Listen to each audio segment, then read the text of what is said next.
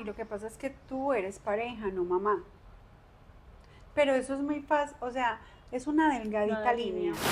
Yo necesito que mi pareja recupere su poder masculino, yo dejo que mi pareja, cuando una persona llega a una consulta con temas de carencias del amor propio, de no verse, yo lo primero que hago, sinceramente algo que yo aprendí es no decirle Dios. Okay. ¿Por qué? Se me presenta el arcángel Rafael y me dice, ¿tú de verdad quieres cerrar tus dones? ¿O tú quieres que yo te los termine de aperturar? Literal sentía cuando se me paraban detrás, cuando yo me acostaba y se me paraban en el borde de la cama. Bienvenidos a un capítulo más de La Luna Me La Bajo Sola podcast. Hoy estoy con una invitada muy especial, Francia Milena, que ya nos va a explicar el porqué de decir ese nombre completo. Así es. Bienvenida. Gracias por invitarme. Realmente me parece súper bonito lo que estás haciendo como para ayudar a las mujeres como a encontrarse y a empoderarse y a escucharse, que es algo muy importante. Bueno, ¿por qué es importante decir el nombre completo? Digamos que dentro de la astrología cabalística nos enseñan mucho de que todo lo que se creó aquí en la Tierra tiene sonido, luz y forma. Si nosotros empezamos a observar el tema de los símbolos y todo, siempre nos hemos conectado con las pirámides, ¿cierto? Y la numerología y la astrología nos hacen justamente esa pirámide. Arriba es el sonido, luz y la forma. Y ellos hacen una unidad. Entonces, por ejemplo, tu proyecto tiene un nombre completo. Tú no puedes cortar la energía. Mi nombre es Francia Milena. Entonces, los nombres compuestos, la gente siempre pregunta, ¿cómo te gusta más que te llamen? Y yo no, el nombre completo. Pero es porque comprendí que eso hace mi camino de vida en la tierra, que eso le da fuerza a mi camino de vida, ¿ya? Nosotros tenemos dos cosas bien importantes: la fecha de nacimiento, la hora donde tú naces, el lugar donde tú naces y el nombre. Entonces, la fecha de nacimiento nos dice cómo está ese mapa estelar cuando tú naces, qué planetas estabas, si estabas en una posición mientras estaba pasando un eclipse, durante una estación. Y eso es tu vibración que te dice más adelante, cuando tú te metes un poquito más en la espiritualidad, tú viniste a hacer esto acá, este era tu acuerdo, ¿cierto? ¿Cuál era mi misión en la vida? Exacto, pero resulta que nuestros queridísimos padres nos cambian un poquito esa sintonía cuando nos ponen el nombre. Entonces, a veces cuando uno hace la numerología, ve que las personas tenían dentro de su plano espiritual una misión, pero cuando le ponen los papás el nombre, como que cambian el camino, Sí. ¿ya? Y ahí es donde uno ve de pronto muchos profesionales insatisfechos porque sienten un llamado en el corazón de, fue pucha, es que mi pasión está allá, pero no sé cómo renunciar a lo que yo ya creé en mi vida. Entonces, por eso el nombre es tan importante. Mejor dicho, qué introducción. Con esta introducción ya se van a imaginar que este podcast va a estar bastante interesante y es muy lindo lo que dices porque sí, yo siento que todos tenemos un significado y finalmente ese nombre es como esa puerta de entrada a este mundo. Entonces, muy chévere eso que nos cuentas. Bueno, comencemos por el principio. Ahorita, antes de comenzar a grabar, me estabas contando que tú eras pues de un pueblo, digámoslo así, y cómo comenzó ese llamado hacia lo espiritual, hacia todo este mundo que es totalmente diferente y nuevo para muchas personas. Bueno, mira, yo soy de un pueblo, o sea, yo nací en un pueblo que se llama Pácora Caldas. No, Sí. no, ay Sí. no, toda mi familia es de allá. ¿En serio? Sí, Bueno, mucho yo fui gusto. la reina del agua 2000, no me acuerdo, 2020, en el colegio 2014. Bueno, las diosidencias, aquí Maravilloso. estamos juntas. Entonces, soy de Pácora Caldas, y creo que ya conoces cómo es la estructura de un pueblo donde la tradición religiosa es tan fuerte. Y cuando era pequeña vivía en una casa grande al frente del hospital y me gustaba mucho el servicio. Siendo muy chiquita me mantenía con las monjitas, las Santa Teresitas, allá en el hospital, brindando servicio, y de verdad que sentía un llamado muy fuerte como por servir, ¿cierto? Pero lo que pasaba en mi casa ya era para mí muy traumático porque yo literal sentía cuando se me paraban detrás, cuando yo me acostaba y se me paraban en el borde de la cama y a uno lo levantan con la idea de que van a pasar como las historias de terror, las cuales nunca pasan así realmente en la vida real. Y yo ya sentía que me iban a jalar los pies, que me iban a revolcar por toda la casa, o sea, uno sí hace unas películas muy grandes y no dejaba dormir a mi mamá porque yo todo lo sentía. Cuando uno crece en una casa antigua, eso tiene mucha historia y yo soñaba con cosas, veía cosas, en una de esas le dije que yo veía algo como en el patio de la casa y cuando tumbaron esa pared eso estaba llenito de billeticos, pues obviamente eran antiguos, pues, pero la casa sí tenía cosas. Y cuando yo no era capaz de manejarlo, siempre mi mamá me encontraba en el zaguán de la casa esperándola y ella, otra vez usted está por acá y yo, mamá, me están, ¿cuál es la bobada? Aquí no asustan, que yo no sé qué, pero efectivamente se asustaba. O sea, para mí el susto era que yo no entendía qué me estaba acompañando, qué estaba pasando en ese mundo que sabemos que es energía y que es espiritual, pero pues uno no lo reconoce a simple vista. Ya cuando me fui a estudiar música al Conservatorio del Tolima, estando allá yo sentía que alguien muy especial de mi vida iba a fallecer. Entonces siempre que llamaba a mi mamá le decía, ¿cómo están mis abuelos? ¿Cómo están mis abuelos? Porque ellos fueron los que me educaron y quienes hicieron cargo de mí mientras mi mamá trabajaba, ¿cierto? Entonces digamos que la imagen femenina de mamá era mi abuela y mi abuelo cubría como ese faltante del papá. Paterno. Así es. Entonces cuando yo ya llegué a vacaciones, mamá trabajaba en el banco cafetero, ahora da vivienda, ¿sí? Y ella me dijo, coja las llaves del carro y vaya por su abuelo, que él está muy mal. A mí se me partió el mundo.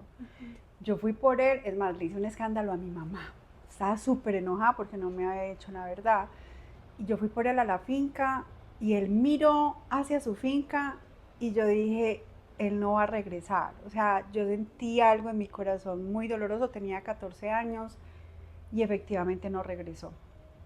Que él hubiera fallecido me abrió como, me terminó de abrir todo ese mundo que yo desde pequeña no entendía, pero que ya a los 14 años, justamente en un septenio, porque lo que son los septenios y los novenarios en un ser humano son súper importantes, nos mueven muchísimo la vida.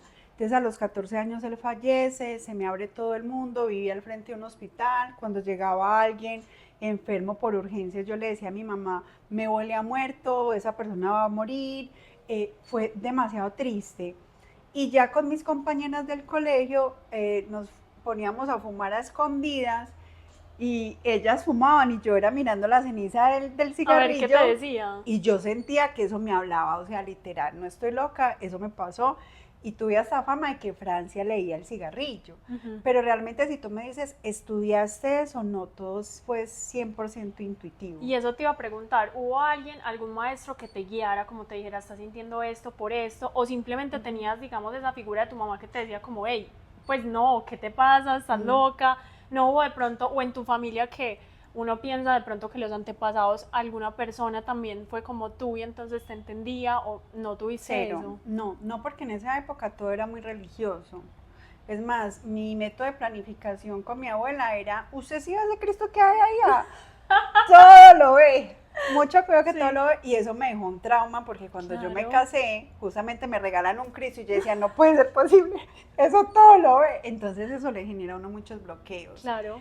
Pero aquí, cuando yo llegué a Medellín, después de separarme, si llegó alguien a mi consultorio, se acostó en una camilla, miró hacia el cielo y me dijo, ¡ah! Este consultorio está lleno de mandalas. Pregúnteme si en esa época yo sabía de mandalas. Yo no sabía absolutamente qué era un mandala. Yo sí, ¿eso qué es?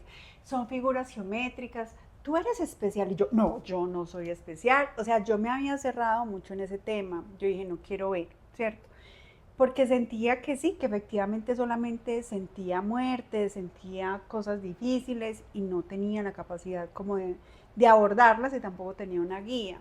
Entonces ella me dijo, vea, este es el teléfono de esa persona, llámela, dígale que le ayude, ella canaliza, y yo canaliza, yo me imaginaba que canalizaba, yo trabajaba claro. En el área médica, yo pues sí, canaliza, yo la llamé y efectivamente pedí una cita, ella fue a mi casa, y fue súper charro porque era una mujer que si medía unos 50 era mucho, Ella entró, me saludó, me dijo, mira, yo te voy a canalizar, mi nombre es este, pregúntale al ser que va a bajar a través de mí, quién es 3 veces. Si no te dice el mismo nombre, párate. Y yo, ok, 3 veces. Ella se sienta al frente mío, empieza a hacer unas convocaciones y efectivamente eso es mágico, porque yo estaba al frente de ella estaba ahí y cuando me dio el nombre, primero le cambiaron los ojos, o sea, el color de los ojos cambió y cuando me saludó yo lo que hice fue mirar hacia arriba. Yo no la miraba a ella así, yo miraba hacia arriba, se me presenta el arcángel Rafael y me dice, ¿tú de verdad quieres cerrar tus dones? ¿O tú quieres que yo te los termine de aperturar? La verdad, yo estaba en un estado así, no babiaba porque no podía, yo era, yo como que sí, sí, y yo le dije, sí.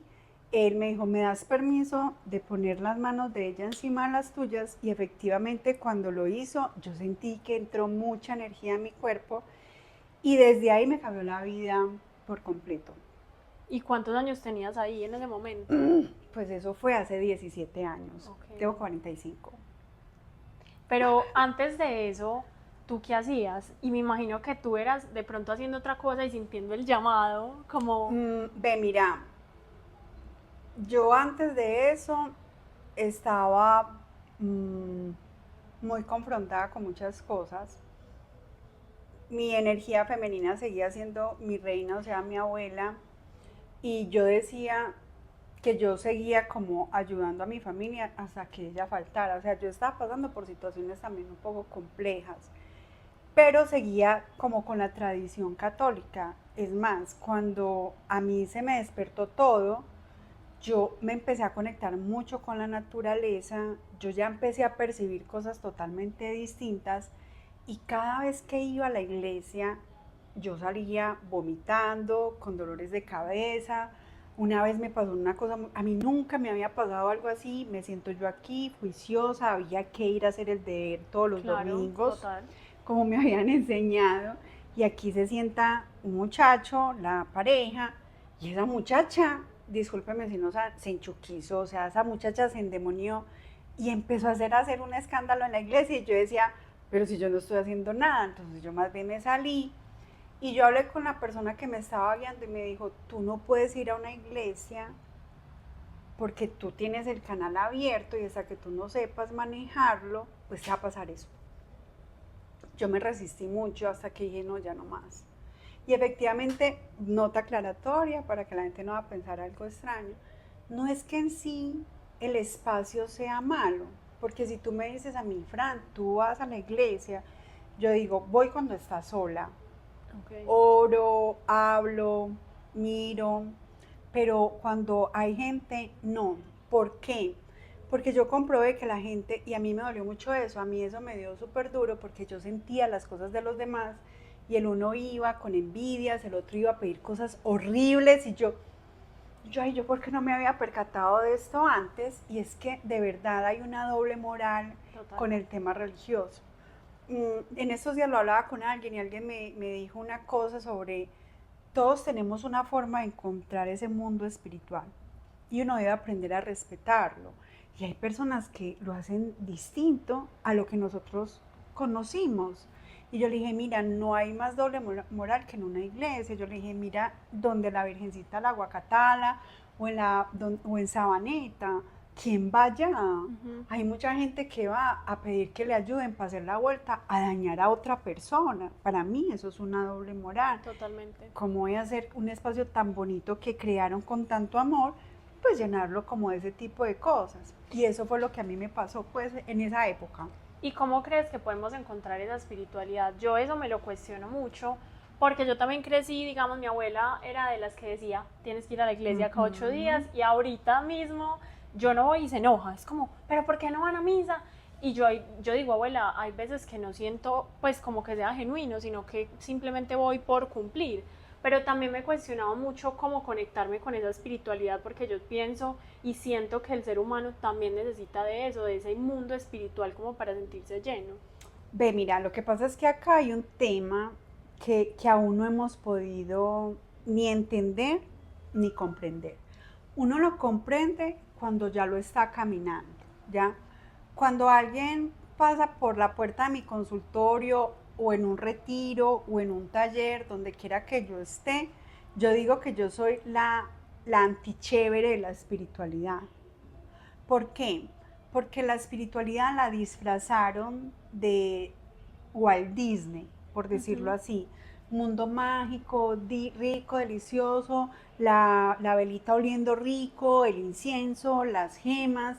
Y yo, eso no es espiritualidad, ¿ya? Entonces, religiosidad es un lugar donde tú sientes que tienes que ir a seguir cualquier tipo de culto, el que tú quieras, el que tú quieras. Y la espiritualidad es un camino hacia tu interior, donde tú te vas a poner rodilleras, donde tú te vas a poner hasta un escudo para ti misma y no vas a renunciar a mirar ese pasado incómodo, a mirar ese dolor del pasado para que lo resuelvas dentro de ti y no te vuelvas este presente un 8. ¿Por qué? Porque nosotros en este momento no podemos tener relaciones sanas porque mi papá o mi mamá me marcaron, porque trataron de tocarme o porque me tocaron o porque me minimizaron o porque alguien me violentó de cualquier tipo de forma. Y como tenemos el mal hábito los adultos de decir, ay, tan lindo el niño, mira, ya lo perdonó, ya, no pasó nada, ve, está feliz. Y yo, ¿está feliz? Perdón, no. Es que él tiene un mecanismo de defensa, su cerebro en su infinita misericordia, siendo ese niño tan chiquito, lo que dice es, si él sigue sintiendo ese dolor, pues se va a matar.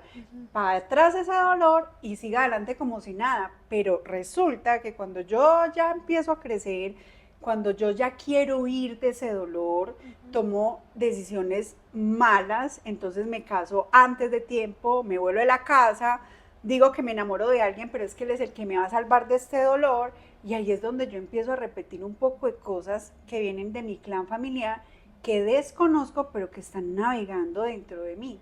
Entonces, la espiritualidad bien llevada, sí o sí, tiene que ir abrazadita de la ciencia. Okay.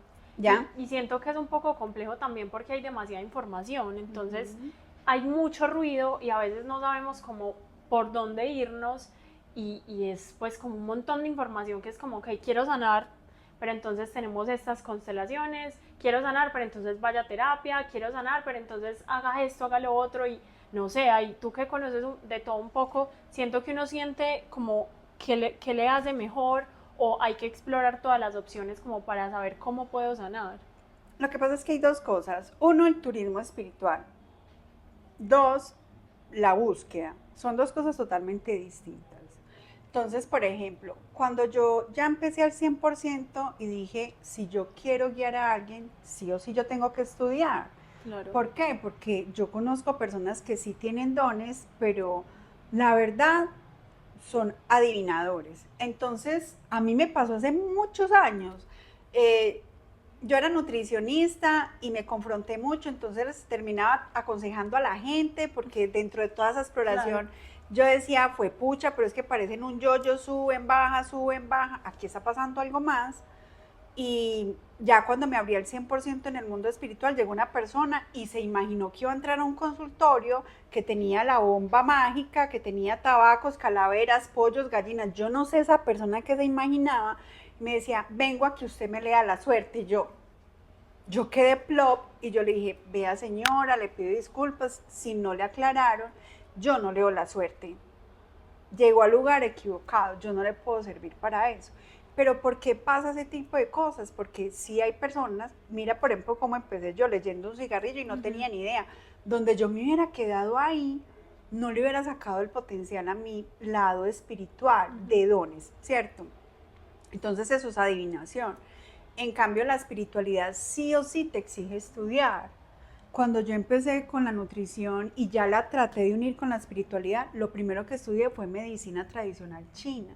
Y a mí eso me cambió la vida porque ya no veía a la persona como, tú estás tú subiste de peso, entonces miremos a ver cómo vas a alimentarte. No, la medicina, o sea, la medicina me dijo, no, eso puede venir de un abuso. Es más, yo tengo muchas personas que yo sé que tienen un tema de obesidad porque fueron abusadas. Y esa fue la forma en que ellas se protegieron para no ser vistas por el que la puede dañar. Entonces a mí eso me sirvió un montón. Después estudié Reiki, después estudié geometría, entonces empecé a estudiar un poco de cosas, ya, porque era importante, porque uno encuentra personas que no resuenan con los ángeles, otras que no resuenan con el yoga, con la meditación, entonces uno sí debe de estar preparado para encontrar, según lo que esa persona requiere dentro de su conciencia, algo que le ayude a empezar a caminar y a encontrarse, ¿cierto?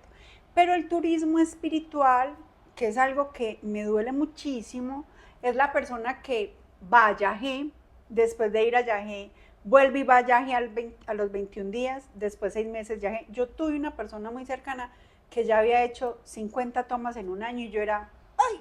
Para las personas que nos escuchan y no saben qué es Yagé, ya les va a decir. Una explicación. Ok, por favor. Entonces hay personas que la llaman Yagé y otras que la llaman ayahuasca. Ella es el cordón umbilical de la tierra, es una medicina ancestral de los taitas, del Amazonas, que realmente son ellos los que saben el manejo de esta medicina, que la ven con respeto y que saben que no todo el mundo la puede tomar. ¿Por qué? Porque Yagé es morir para volver a nacer. Por eso es que Yagé o ayahuasca, por eso es que hay muchas personas que en ese viaje se mueren, pero hay otras que en ese viaje se mueren o se mal viajan porque no se alimentaron bien, porque no se prepararon para ese proceso tan bonito y tan íntimo como es ella, ¿cierto? Entonces, unas se van para eso, después van a la psilocibina, después hacen cambo, que cambo es el sapito, después hacen retiros de constelaciones, después hacen niño interior, después hacen, pero hacen allá, en el momento, no, en el momento, pero no comprende que ese es el primer paso y que la tallerista o la persona le dice, bueno, de ahí para allá tú debes de hacer esto, tienes que trabajar esto, no, le da pereza, no lo quiere hacer. Piensan que es como cuando uno va donde el médico, que se toma el medicamento para la gripa y al otro día ya, por obra y gracia del Espíritu Santo, ya no tiene gripa. No, esto es un trabajo. Por eso yo te decía, la espiritualidad, póngase las rodilleras y no renuncie, porque algo que yo he comprobado es que hasta el último día de tu vida tienes que estar consciente de que hay que transitar lo profundo para poderse ir, y eso hace la espiritualidad. Hay personas que a veces pasamos noches del alma muy oscuras. Totalmente. No solo una vez, hay varias veces en las que hay que transitarlas, porque nosotros constantemente también estamos evolucionando. Tú cuando fuiste reina de las fiestas del agua, tenías una sintonía muy diferente a lo que ahora ves desde la belleza, y tú quieres explorar la belleza de la mujer desde adentro. Yo tengo mujeres hermosas y no se ven hermosas. Y sabes que ahí me recuerdas algo, es que en mi familia me dice mucho, es que tú eras así, pero cambiaste. Y yo digo, claro, es que todo el tiempo estamos evolucionando, estamos cambiando para bien o para mal, cada persona lo verá desde su perspectiva, pero siento que esa evolución, uno muere y renace un montón de veces. Francia, de acá, después de que, digamos, te abriste a recibir ese don, ¿cómo cambió tu vida y cómo empezaste todo este proceso de ayudar a las demás personas? Pues realmente yo creo que esto ha sido lo mejor que a mí me ha pasado en la vida. No es fácil, porque no es fácil. O sea, yo creo que esto le dificulta a uno la convivencia con las personas. Una de las cosas que para mí fue más difícil es sentir que se me arrimaba mi familia, mi compañero, mis hijos, y me abrazaban porque lo tenían que hacer. Porque eso fue lo que le enseñaron. Mi hijo, salude, maleducado, abrace, pico. Eso fue algo que nos transmitieron. Total. Uno debería de abrazar a su hijo, a su compañero, a su hermano, a su amigo, porque si nace de acá. no porque sea una obligación que me implantaron acá. Entonces cuando empecé a transitar eso y a sentir que en ese momento lo hacían por obligación, no porque lo sentían, me dio supremamente duro. ¿Por qué? Porque también salen esas heridas de la infancia de no soy suficiente, no me ama, me va a dejar, no soy buena mamá, todo ese tipo de cosas. Sentir que alguien va a fallecer del que tú amas mucho y no puedes hacer nada, o sea, para mí esa fue una de las pruebas más grandes y fue cuando mi reina iba a fallecer. 6 meses antes de que ella falleciera, se me aparece el arcángel Azrael, que todo el mundo le tiene miedo a ese pimpollo tan hermoso que es el ángel de la muerte. Nada tiene que ver con lo que la gente se imagina, él es un ser amoroso divino. Y yo lo vi ahí en la puerta de mi habitación. Yo dije, ay, hijo de pucha, me va a morir. Me dijo, no, te voy a preparar, tu reina va a fallecer. Y a mí eso me tumbó. Y cada vez que yo iba y la visitaba, yo decía, ¿cuándo irá a pasar? O sea, eso es muy duro, eso lo mortifica a uno mucho. Y además, ella estaba bien.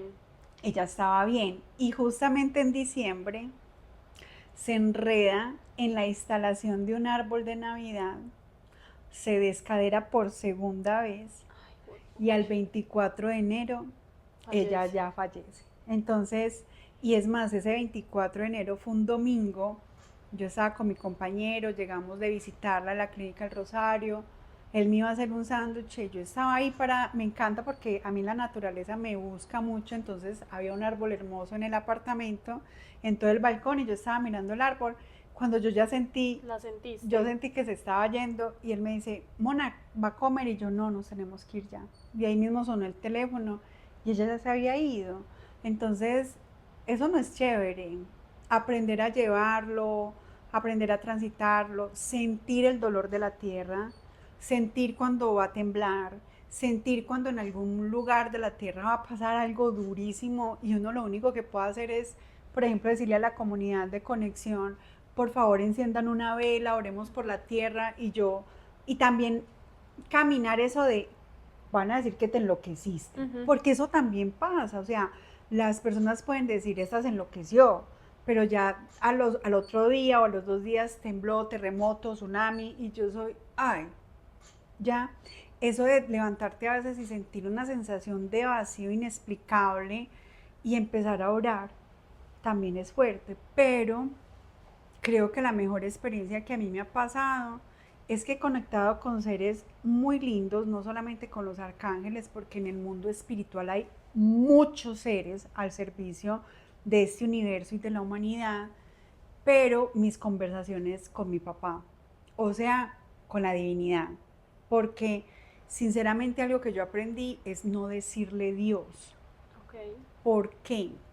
Lo digo desde mi punto de vista. Muy respetable. Sí, sí, porque sé que muchas personas pueden escuchar. Son muy susceptibles, es bueno aclarar, sí. Totalmente. ¿Por qué no le digo Dios? Porque dentro de la historia de esta humanidad hemos visto descender muchos dioses. Hay dioses egipcios, hay dioses griegos y lo que hablábamos ahorita al principio del nombre. Es más, si uno indaga en las escrituras, él es sin nombre, él no tiene nombre. Si tú escuchas cómo se refería Yeshua o Jesús, ante él era mi padre. Él nunca dijo Dios, él siempre decía mi padre. Entonces, en una de las conversaciones que yo tenía con él, él me decía, no me digas Dios, busca un nombre que te conecte con esta relación que las dos tenemos. Y para mí es mi padre, porque yo aquí tenía ese vacío después de que fallece mi abuelo. Mi tío me acoge, pero a los 4 años muere, que también sentí su muerte, fue horrible. Eso fue horrible, porque yo todavía estaba muy joven y yo me quedé como sin esa imagen paterna y cuando ya empecé a tener muy buena conexión con él, yo dije, tú eres mi padre. Entonces yo todos los días me siento en la mañana, me tomo un tinto o un té o una aromática y me siento a hablar con mi padre. Ese es el mejor regalo. Eso, el no sentirme sola, el saber que tengo muchos seres que me acompañan, que me cuidan, que me abrazan, que me hablan, que me guían y que de pronto no todo el mundo puede experimentar. Yo tengo personas que ni siquiera saben cómo hablarle, porque nos enseñaron que él estaba muy lejos. yo les digo, ve, eso es sencillo, usted coge, se sienta y imagina que él está ahí. ¡Ay! Y yo, sí, ahí, él es su papá.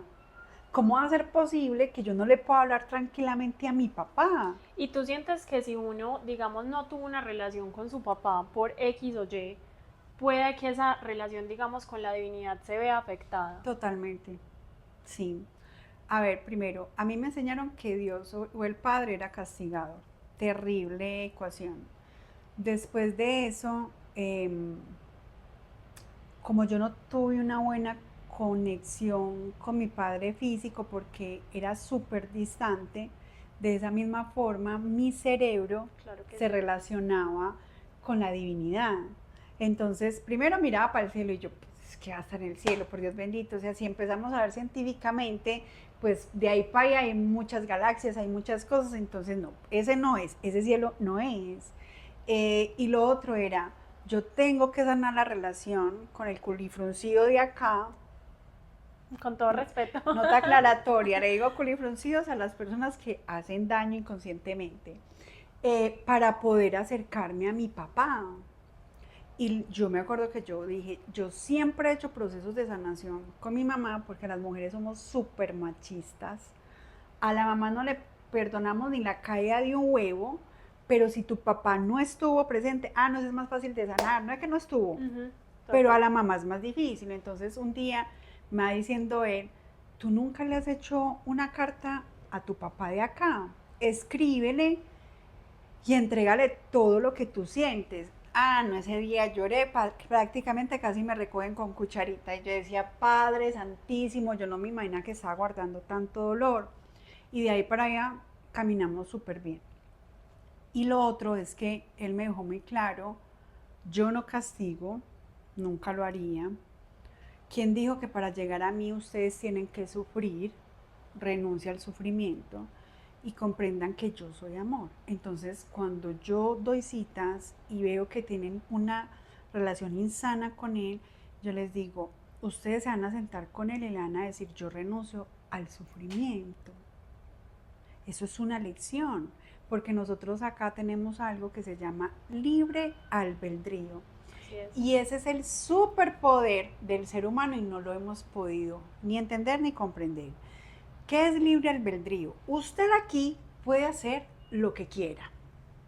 Punto. Por eso es que la gente dice, ¿cómo va a ser posible?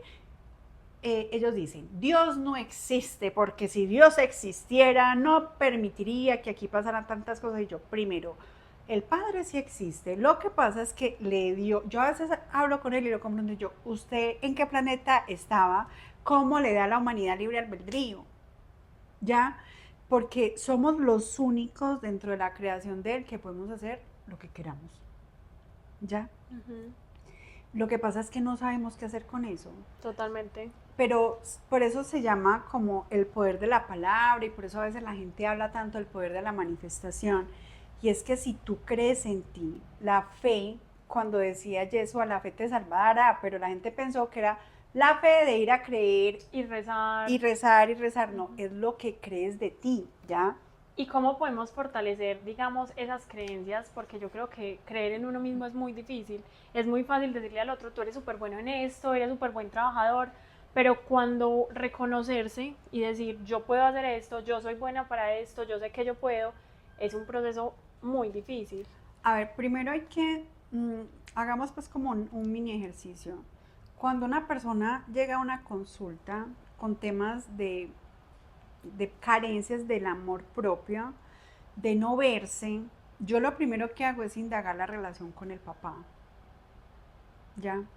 Si el papá estuvo, pero el papá, ella sintió que era invisible para el papá, ella siempre se va a sentir insuficiente, y más la niña, porque la niña siempre busca que ese príncipe la vea. O sea, los hombres papás no han caído en cuenta de que ese femenino los ve como el superpoderoso. O sea, Superboy le quedó en pantalones. O sea, él es el mejor de los mejores, el Brad Pitt, el más de más. Y cuando ese papá no la ve, ella va a hacer de todo para que él la vea. Pero ¿qué va a pasar? Va a llegar un momento en que llega la preadolescencia, se cansa y como dicen los papás, se descarriló. No, no es que se descarriló, se le explotó todo lo que ella había tratado de que ese papá viera y no vio. Y ahí es donde empieza pues a hacer todo lo contrario a lo que ella era. Y ese proceso de insuficiencia hace, yo nunca fui suficiente para mi papá, entonces no soy suficiente para nadie, entonces yo no soy buena, ¿ya? Y eso también pasa con la mamá, porque si la mamá tiene la energía masculina de la casa, si es la matrona de la casa y es súper exigente y tú le limpias todo, pero para ella todo quedó mal hecho, también, ¿cierto? Entonces ahí hay un tema. El principio de por qué no me veo también es mirar el pasado, quién me hizo sentir insuficiente, invisible, que yo no era tan buena como yo lo creía. Cosas tan básicas como pudiste haber sacado más es un gran problema. Y lo otro es que el tema del amor propio es bien duro, es muy difícil. ¿Por qué? Porque nosotros terminamos haciendo lo que hacían nuestros papás con nosotros. Entonces digamos que tú hoy estás súper bien, súper dinámica, llena de energía, bla, bla, bla, bla, bla, vas muy bien y de un momento a otro, ¡fum!, te bajoneas. Total. Y empiezas a dudar y crees que eso no va a funcionar. Y eres tan tirana contigo que dice, vio, ¿y usted por qué está pensando esas bobadas? Es que usted no sirve para nada, vio, ya le va a dar la razón a esos culifruncidos de los papás. O sea, tú empiezas a ser tu peor juez y lastimas a esa personita que hay dentro de ti, que se llama tu niña interior, que está tratando de confiar en ti y que está tratando de sacar la cabeza por las dos para que logren el sueño de su verdadera vida. Entonces, cuando hay una relación de amor propio y de falta de fe, sí o sí hay que trabajar el niño interior porque ahí está la respuesta. Y cuando yo voy en el proceso y dejo que esa niña interior salga, recupero lo que perdí siendo niña, porque cuando somos niños queremos madurar biches, queremos Total. crecer rápido, queremos independizarnos, queremos ser mejor que los papás, queremos ser más exitosos, tener el carro grandísimo, la casa grandísima, y entonces le estamos diciendo a ese niño, usted no sirve, es que tenemos que madurar ya. Eso puede pasar. Lo otro que puede pasar es que la mamá o el papá dice, madure. Por ejemplo, cuando yo veo una mamá que le dice a un niño de 7 años madure, yo le dije, madure usted, deje que él Sí, sea niño. sí. Cuando yo doy clases y las mamás tienen niños, Frances, que yo tráigalo. Y el que no entienda que él es un niño que va por la puerta, no me importa, para mí es más importante un niño, ¿ya? Y pasan cosas tan mágicas que nunca un niño que entra a clase conmigo se pone rebelde, llora, no dejar clase. Antes escucha la clase, pero ¿es por qué? Porque entra a un lugar donde no importa quién es, donde se deja ser. Entonces a los niños hay que darles esa libertad. Y sabes otra cosa, siento que también ese desdibujar los roles entre papá, hijo, mamá, muchas veces, por ejemplo, mucho en mi caso, a veces como ese rol de yo soy la que puedo con la casa, yo soy la que hago todo en la casa, entonces como que se desdibujan mucho esos roles y yo creo que eso también puede, digamos que en cierta manera, afectar muchos procesos. Eso afecta la relación con el compañero y te afecta a ti un montón. ¿Por qué? Acá hay un tema que la verdad yo no veo TikTok ni muchas cosas de las plataformas, primero porque no me da tiempo, pero a veces veo unas cosas que yo digo, padre, pero ¿por qué sacan esa desinformación? Entonces, no sé si han visto, yo creo que sí, porque estás en el mundo y ya está de moda la famosa energía femenina y masculina. Ujú. Digo famosa porque realmente la energía femenina y masculina viene de la medicina tradicional china y nada tiene que ver con lo que se están inventando. Todos somos una unidad, pero dentro de mí hay una energía masculina, derecha, y femenina, izquierda, ¿ya? ¿Qué significa eso? Que para yo poderme relacionar bien con la energía masculina y femenina que hay fuera de mí, pues yo tengo que conocer la mía. Pero resulta que no la conozco porque afuera hay un poco de desinformación y piensan que la energía masculina es el hombre superpoderoso que todo lo hace, que todo lo resuelve y yo me quedo aquí sentada viendo a mi príncipe azul y no hago nada. Falso, totalmente falso. ¿Por qué? Porque uno ve en las relaciones que la mujer tiene la fuerza y el hombre carga el amor. ¿Y eso está mal? No, eso no está mal. Entonces la gente va a decir, ay, Francia, ¿cómo así? Pues imagínate. Porque si tú tienes un exceso de energía masculina, tú me debes de atraer un exceso de energía femenina. Y entonces tu pareja te va a enseñar a recibir el amor, a recibir la atención, a descansar. Y tú le vas a enseñar al hombre a que él debe de aprender a gestionar, que él debe de aprender a transitar su propia energía masculina, pero desde el amor, no desde la imposición, ¿ya? Entonces, nada tiene que ver con el hombre proveedor. Eso no es energía masculina y femenina. Hay hombres que proveen porque les gusta, porque ellos quieren ser los príncipes azules de su pareja. Si esa parte proveedora está equilibrada desde el amor y no desde la manipulación, no hay ningún problema. Pero si esa parte proveedora es porque yo manejo, yo te manipulo y tú eres mi posesión, hay un problema muy grande. Totalmente. Entonces eso hay que revisarlo. Y lo otro es, si yo necesito que mi pareja recupere su poder masculino, yo dejo que mi pareja suba los paquetes y yo me encargo de preparar una buena comida, ¿ya? Es como, cada pareja tiene, Su equilibrio. sí, pero también deben de aprender a conocerse, a complementarse y a no compararse con lo que está pasando en la calle. Me aterra, pues no, somos individuales, cada persona tiene un proceso de aprendizaje distinto y desde que las parejas se edifiquen, se tengan paciencia por Dios porque ya todo es desechable y comprendan que tener un matrimonio, una unión, se rejuntaron, como ustedes lo quieran decir, requiere trabajo, todo va muy bien.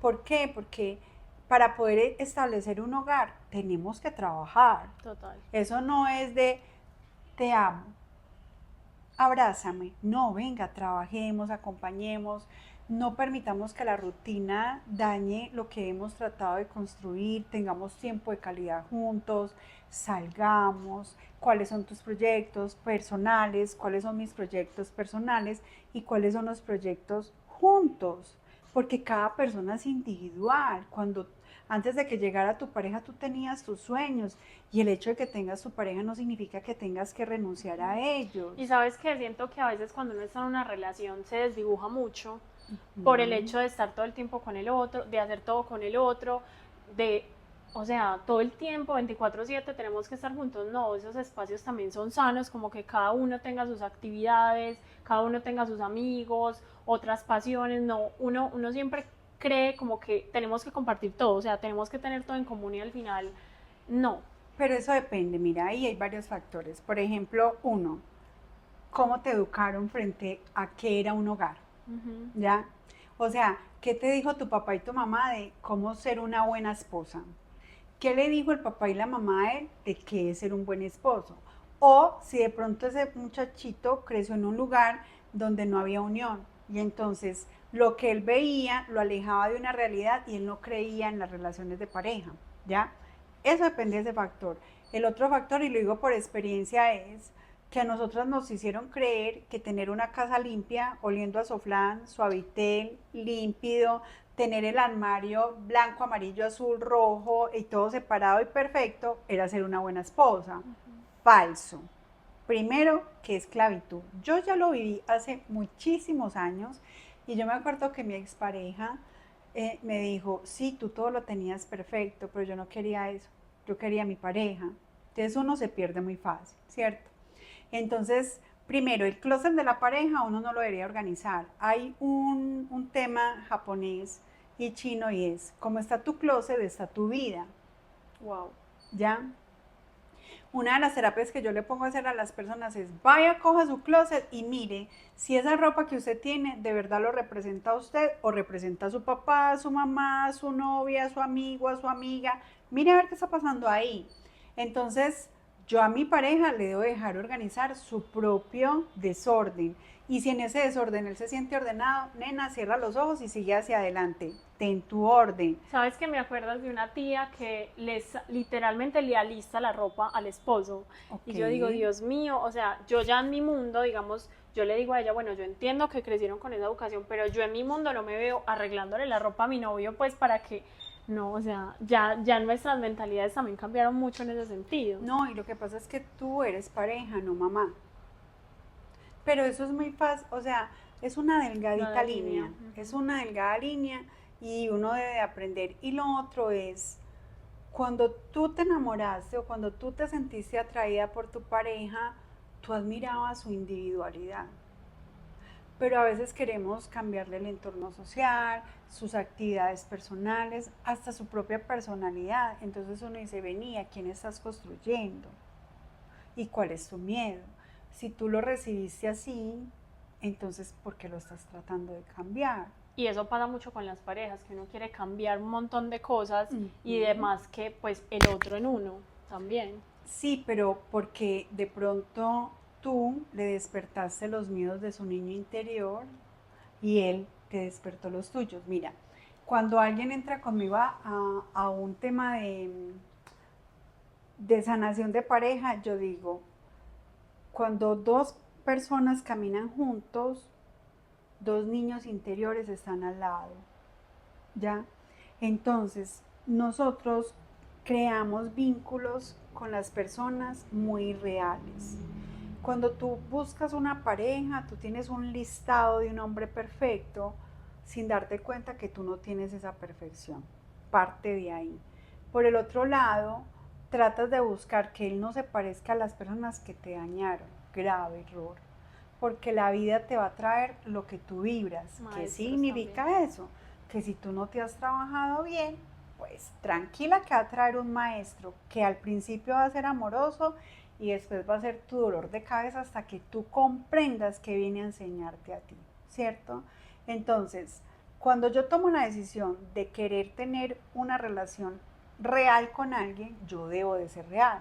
A mí la gente me dice, Francia, ¿yo cómo le voy a decir eso? Y yo, muy fácil, usted dice, mucho gusto, mi nombre es Francia Milena, mira, soy terapeuta, voy a Temazcal, hago terapias de psilocibina, hago rapé, medicinas ancestrales, me gusta la naturaleza, no me gustan las mentiras, soy totalmente abierta, no quiero un esposo, no quiero a alguien con quien convivir, yo estoy buscando una persona con la que podamos tener un mundo personal, o sea, tú y yo, y miremos cómo lo podemos organizar. Bien, pero si usted le dice eso a alguien, se asustan. Se va corriendo. Exacto, entonces, ¿qué es lo que pasa? Lo primero que hay que aprender es a ser auténtico. Si la persona que yo tengo al frente me dice, Francia, no me gusta la espiritualidad, no voy con eso, ¿cuál es el problema? Pero hay mucha gente que dice, vio, me rechazó, no soy suficiente, Francia. Yo sí me pongo a decir que me gusta la espiritualidad, entonces nunca va a conseguir pareja. Yo, entonces vas a conseguir una mentira. Y ahí es donde después, en su cabeza rara, dice, yo lo cambio. Yo le voy a enseñar a que le guste el rapé, a que le guste la psilocibina, a que medite, a que se pare en la cabeza. Eso no va a pasar, porque él tiene sus propias bases, ¿ya? Entonces, hay que aprender a ser auténticos. Eso es lo primero. ¿Quieres tener hijos? No, no quiero tener hijos. ¿Te gusta laborar? Sí. ¿Cuál es tu horario? ¿Estás dispuesto a mi horario? Podemos hacer un espacio para los dos dentro de tu vida y dentro de mi vida. Ah, no, primero porque yo sí quiero ser papá y tú no quieres ser papá. ¿Hay algún problema con eso?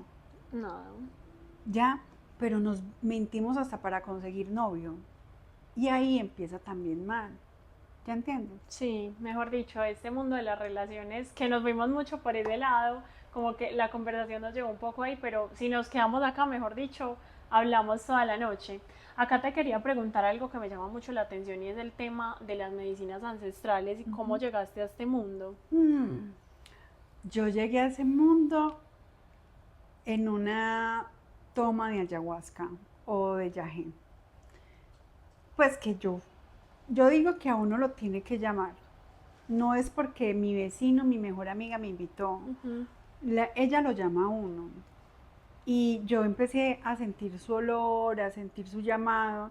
Y hablé con alguien, me mandó para donde un mamo. Él ya no vive, él murió en pandemia. Y él nos dijo cómo nos teníamos que preparar. Me fui con un grupo de personas cercanas, con en ese tiempo mi pareja. Pero antes de irnos, justamente 2 días antes, tuve un sueño súper bonito donde me llevaron a la Sierra Nevada de Santa Marta y en la cima de la montaña me estaba esperando un mamo y tenía un recipiente de un tutumo y fue súper charro porque le hizo tome. Y yo en el sueño, porque yo manejo lo onírico y yo decía, yo cómo me voy a tomar las babas de este señor. Tome. Y cuando me lo tomé, yo me pegué un súper viaje. Y cuando terminé de hacer el viaje, él me tocó acá y me volvió a traer a ese espacio de la montaña y me dijo, ya no tienes que hacer viaje, ya lo hiciste. Y yo, ya lo hice. Si yo voy con un grupo de personas, en la vida real voy con un grupo de personas, yo cómo le voy a decir que no hacer viaje, no hace nadie viaje. Entonces dije, no, yo me voy a ir, me protejo, me va a ir súper bien. Y cuando llegamos allá, hicimos pues como un círculo todos, lo llevamos al corazón, le pusimos la intención, me tomé mi yagé y como a los 20 minutos yo empecé a sentirme mareada. Entonces yo fui, me acosté, mi compañero me dijo, si la mona acuesta, yo también me acuesto, se acostó al lado mío. Yo empecé a ver mandalas y fractales en el cielo. Yo volteé, le di un pico, le dije que tengas un feliz viaje y me volteé para el otro lado. Y cuando yo me volteé para el otro lado, vi que venía un super árbol, se me agachó, se me inclinó y me dijo, ya te tienes que ir. Y yo me fui. Yo fui la última que me desperté de ese viaje, fue a las 8 de la mañana y a las 3 de la tarde yo apenas estaba abriendo los ojos, la gente pensó que yo me había muerto, el chamán pasaba y decía, ella todavía está en ese mundo, ella está bien. Y fue una experiencia súper bonita, pero mi padre me dijo, primera y última vez tú no puedes volver a tomar yagé, ¿ya? Pero él me abrió la puerta a Temazcal, conocí a la abuela Gloria, la súper recomiendo para hacer temazcales, la amo infinitamente porque temazcal es conectar con tu vida desde el espacio del vientre de tu madre. Mi primer encuentro con ella fue muy bonito. Yo recordé qué pasó estando en el vientre de mi mamá, qué tenía que sanar en ese espacio. Me conectó con el tabaco y yo venía de un pueblo y a mí me mostró ya el tabaco y ella vio que yo generé resistencia. Me llamó aparte y me dijo, tú tienes un grupo y si tú no haces tabaco, ellos no lo van a hacer. ¿Qué pasa con el tabaco? Entonces yo le dije, no, es que eso es para que le lean el tabaco a la gente, para que le hagan daño. Me dijo, no, no es así. Entonces ya en el círculo nos explicó qué era el tabaco, que lo amo infinitamente, porque el tabaco es un abuelo que nos conecta con la mente superior, calma los pensamientos insistentes y nos trae un poco de respuestas.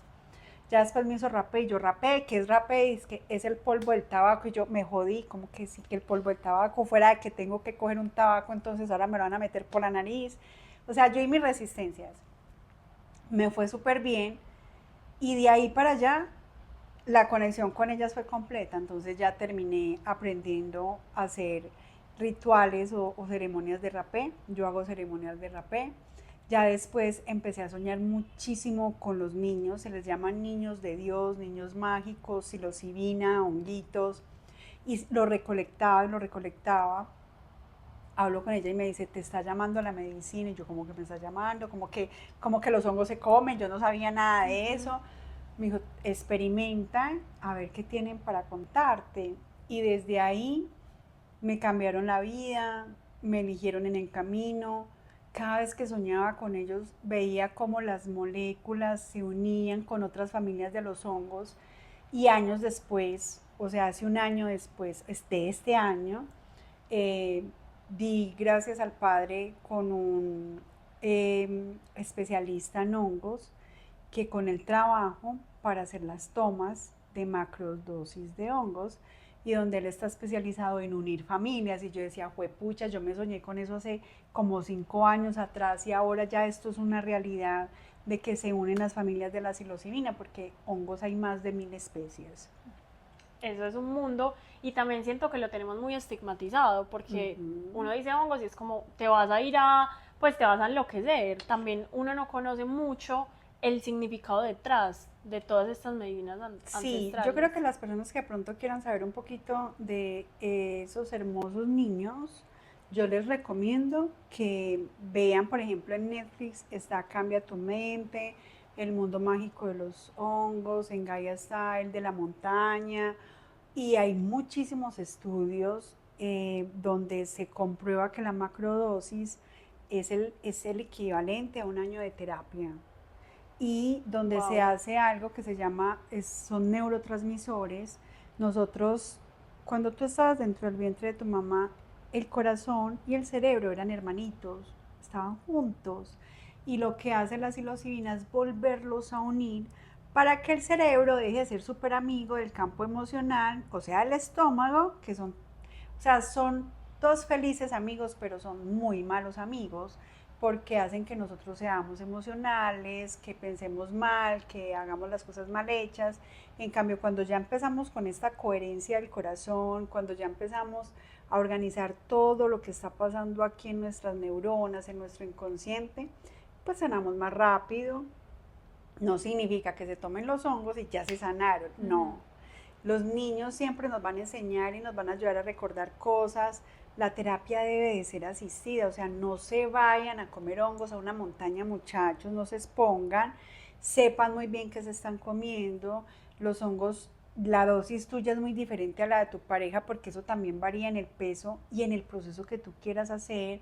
Hay familias que ayudan a abrir el corazón, hay familias que expanden la creatividad, hay familias que ayudan a que las personas quiten todos esos nudos económicos, o sea, hay mucha información de los niños, entonces no es cualquier hongo. Y sí debe de ser con alguien que sepa, porque a veces te tiene que ayudar a trascender un evento doloroso dentro de ese proceso de tu macrodosis, porque lo que se resuelva en ese proceso no vuelve a salir, ¿cierto? O Okay. sea, se sana. Y ya de ahí para allá, depende de lo que uno ve, uno ya mira si le manda microdosis de psilocibina o si manda otro tipo de medicamentos naturales, les manda hacer ejercicios terapéuticos y hay una revisión sobre ese proceso. Entonces, sí, yo sé que lo No es hacen tomar por distinto. tomar. No, no. Y tampoco la psilocibina es para que usted se rumbee, porque lastimosamente ya en ese momento la están llevando a fiestas de electrónica, a pachangas de personas. Lloro mucho por eso porque digamos que una de mis misiones es enseñarle a las personas a verlas con amor y respeto. Por ejemplo, cuando yo hago retiros de medicinas ancestrales, incluyo a lo que ustedes llaman marihuana, yo la llamo María Juana. Entonces, la marihuana es lo que viene del narcotráfico, que está golpeado por la prostitución, las muertes y un poco de cosas bien dolorosas. Y la marihuana y la marihuana es ya algo que trabajan las personas conscientes, que les ponen música, que no les ponen químicos, que todo es natural. Y dentro de ese proceso del retiro, la gente comprueba primero, no les da risa, no les da hambre, no pierden la conciencia, se les conecta la energía sexual porque realmente la marihuana es un conector de la energía kundalini, ¿ya? Lo que se llama en yoga energía kundalini, pero que realmente es la energía sexual consciente que permite tanto que el hombre como la mujer expandan su poder de creatividad. Wow. Tampoco significa que allá sientan ganas de estar con el uno y con el otro, valga la aclaración, porque una cosa es coito y otra cosa es energía sexual. Entonces ella es súper amorosa y adicional a eso es una planta femenina, o sea, vino a ayudarle a la mujer a volver a conectarse con su femenino. Wow, eso está bastante interesante. ¿Sí, Agata? No lo sabía, no lo había asociado así. Definitivamente nos abriste la puerta a muchos temas que muy seguramente vamos a buscar, vamos a indagar y me encantaría preguntártelos todos, pero bueno, el tiempo no nos da para tanto. Ya como una última pregunta para cerrar es, ¿cómo canalizas tú todo ese mundo en tu interior? ¿Cómo haces para tener, digamos, ese control de emociones, de todo eso que tú sientes que nos contaste en este capítulo? No, no, no, no, a ver. Mucho cuidado que yo sigo siendo un ser humano y eso Sí. es una cosa que a las personas que me rodean les da, no saben hacer la diferencia, Ujú. ¿cierto? Entonces, primero, una persona que guía no es un Dios. Una persona que guía también se equivoca. Es más, una persona que guía le duelen más las cosas, siente más el dolor. Eh, y, y tenemos una tendencia a aislarnos cuando tenemos ese dolor. ¿Por qué? Porque somos incomprendidos. ¿En qué sentido? Si yo voy y busco a alguien cercano y le digo, hoy me siento triste, como que estás triste. Ah, no, si Francia está triste, nos jodimos todos. Entonces no nos permiten ser seres humanos. Entonces digamos que yo sí tengo mi guía, también para mí la abuela Gloria es una guía muy grande, pero en mi momento de fragilidad a mí me toca escribir, a mí me toca hablar, unas veces peleo con mi papá, mi confesionario es mi carro, entonces yo le digo, usted se embobó, usted cómo se le ocurre que yo, o sea, yo me enojo con él, no creas, yo me enojo con él, también me enojo con mis hijos, yo sigo siendo un ser humano que siente que también está en un proceso evolutivo, obviamente mi proceso es mucho más estricto, porque para yo poder enseñarle a alguien de algo, yo lo tengo que vivir, o sea, ahí tiene que existir la coherencia. Yo no puedo decirle a alguien, ve, tomate esta psilocibina de esta familia porque es buenísimo el super viaje sin yo haberlo explorado. O ve, hagamos este proceso de niño interior porque te abusaron si yo no lo viví. Es que es muy difícil. Entonces, obvio que para nosotros la vara es un poquito más alta y ojalá las personas fueran más compasivas y nos permitieran ser humanos, porque no nos permiten ser humanos. Entonces Francia no se puede equivocar, Francia no puede ser humana, como así que Francia dijo una palabra, Francia no puede decir palabras, sí, claro, Francia dice palabras, Francia se enoja, Francia unas veces se quiere levantar, ojo, no me imaginen como Francia, modo zen, meditando todos los días, mi proceso de meditación, como yo soy tan energía fuego, yo soy tan activa, meditar es sentarme a hablar con mi padre, hacer los audios de la comunidad de conexión, lo medito en el carro, porque para mí es algo que sea rápido, o sea, yo respiro profundo, hablo con él, organizo el día. Meditar es aprender a respirar realmente. Entonces, si tú sabes respirar desde el estómago y sabes dirigir esa energía a tu cerebro, ya estás meditando. Y eso debería de ser algo diario. Nosotros deberíamos de respirar como respirábamos siendo bebés. Pero no, no lo queremos hacer. Entonces no, soy un ser humano normal, tengo mis procesos, en unas cosas me va súper bien, en otras voy en proceso, en otras voy perdiendo el año como todo el mundo y aquí voy, ¿cierto? Pero sí tengo muy claro que amo servir. Eso sí lo tengo súper claro. Ay, no, muchísimas gracias por este espacio. Hay una pregunta que yo le hago a todos mis invitados para cerrar y es ¿qué consejo nos darías para bajarnos la luna solas? ¿Qué consejo les daría para bajársela? A ver, creo que este podcast lo escuchan más que todas las niñas, sí. ¿Cierto? Bueno, ok. Para mí la luna, va a ascender un poquito y no sé si tengamos tiempo, pero para mí la luna es la conexión con la mujer en varias cosas. Nosotras las mujeres sangramos cada mes. Entonces, si tú me dices a mí cómo la mujer baja la luna, conéctate con tu sangre. ¿Por qué? Porque cuando tú sangras, eres luna nueva. 7 días después, eres luna creciente. 7 días después, eres luna llena. Y 7 días después, eres luna menguante. Cuando tú sangras y eres luna nueva, eres fértil para todo lo que tú quieras co-crear.